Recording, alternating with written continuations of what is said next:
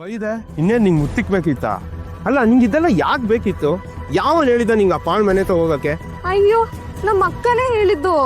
ಅವಳು ಹೇಳ್ತಾಳೆ, ಅವಳು ಹೇಳ್ದಂಗೆಲ್ಲ ಕೇಳ್ಬಿಡು. ನಿಂಗಾದ್ರೂ ಒಂಚೂರು ಬುದ್ಧಿ ಬೇಡವಾ ಆದಿತಿ? ಅಲ್ಲ ನಿಂಗೇನಾದ್ರೂ ಹೆಚ್ಚು ಕಮ್ಮಿ ಆಗಿದ್ರೆ ಏನ್ ಮಾಡ್ಬೇಕಿತ್ತು? ಹಂಗಾದ್ರೆ ಆ ಮನೆ ನಿಜವಾಗ್ಲೂ ದೆವ್ವ ಇದೆಯಾ? ಆ ಮನೆ ಹೋಗೋ ಧೈರ್ಯ ಗಂಡು ಮಕ್ಳೇ ಮಾಡಕ್ಕಿಲ್ಲ. ಅಂದ್ಮೇಲೆ ನೀನೇ ಅರ್ಥ ಮಾಡ್ಕೋ. ಹೆಂಗೋ ಅಟ್ಟಿಗೆ ಬಂದಿದ್ಯಾ, ಒಂದೆರಡು ದಿನ ನಿನ್ ಜೊತೆ ಖುಷಿಯಾಗಿರ್ಬೋದು ಅಂದ್ರೆ ಎಲ್ಲದಕ್ಕೂ ಕಲ್ಲಾಗ್ದಲ್ಲ. ಹೋಗ್ಲಿ ಬಿಡು, ನಾನೇನ್ ಬೇಕು ಅಂತ ಮಾಡದ್ನಾ? ಪರಿಸ್ಥಿತಿನ ಹೆಂಗ್ ನಿಭಾಯಿಸ್ಬೇಕು ಅನ್ನೋದೇ ನಿಂಗೆ ಬರಾಕಿಲ್ಲ ಆದಿತಿ. ನಾನ್ ನೋಡು ನಿಮ್ಮ ಅಪ್ಪನ್ ತವ ಏಟ್ ವಿಶ್ವಾಸ ಗಳಿಸೀನಿ, ಹಂಗೆ ನೀನು ನಮ್ಮ ಮಟ್ಟಿ ಅವ್ರ ವಿಶ್ವಾಸ ಗಳಿಸ್ಬೇಕು. ಅದನ್ ಬಿಟ್ಟು ನಿಮ್ಮ ಅಕ್ಕನ ಜೊತೆ ಸೇರ್ಕೊಂಡು ಹಿಂಗ್ ತೊಂದರೆ ಮಾಡ್ಕೊಳ್ಳೋದಲ್ಲ. ನಮ್ಮ ಮಟ್ಟಿಲಿ ಭುವನೇಶ್ವರಿ ಅತ್ತೆ ಮಾತೇ ನಡೆಯೋದು. ಅವ್ರ ತವೇ ನೀನ್ ನಿಷ್ಠೂರ ಮಾಡ್ಕೊಂಡ್ರೆ ನಿನ್ನ ಮದ್ವೆ ಕನ್ಸು. ಹಾಗೇನಿಲ್ಲ, ನಾನ್ ಖಂಡಿತ ನಿಮ್ಮ ಅತ್ತೆ ಇಂಪ್ರೆಸ್ ಮಾಡೇ ಮಾಡ್ತೀನಿ, ಅವ್ರ ವಿಶ್ವಾಸ ಗಳಿಸ್ತೇನೆ.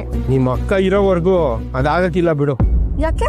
ನಿಮ್ಮ ಅಕ್ಕಯ್ಯ ನಮ್ಮ ಅಟ್ಟಿನಾಗೆ ಒಡ್ಬೇಕದ್ದವಳೆ.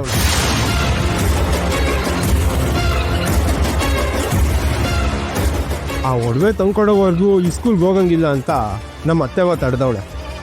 ವಾಟ್? ನಮ್ಮ ಅಕ್ಕ ಒಡವೆ ಕದ್ದಿದ್ದಾಳ?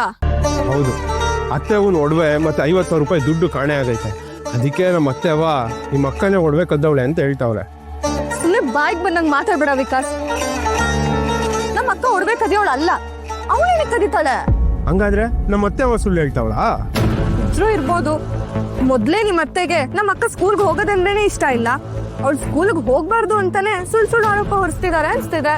ಅಯ್ಯೋ, ನಿಮ್ಮ ಅಕ್ಕ ನಮ್ಮ ಅತ್ತೆವನ್ ಕೋಣೆಗೆ ಹೋಗಿರೋದನ್ನ ನಮ್ಮ ಅವ್ವ ನೋಡವಳೆ.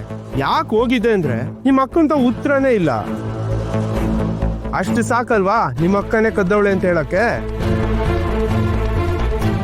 ನಮ್ಮ ಮನೆ ಆಸ್ತಿ ಅಂತಸ್ತಿನೆಲ್ಲ ನೋಡಿ ನಿಮ್ಮ ಅಕ್ಕ ಇನ್ ಕಣ್ ಕುಕ್ಕೈತೆ ಅನ್ನಿಸ್ತೈತೆ.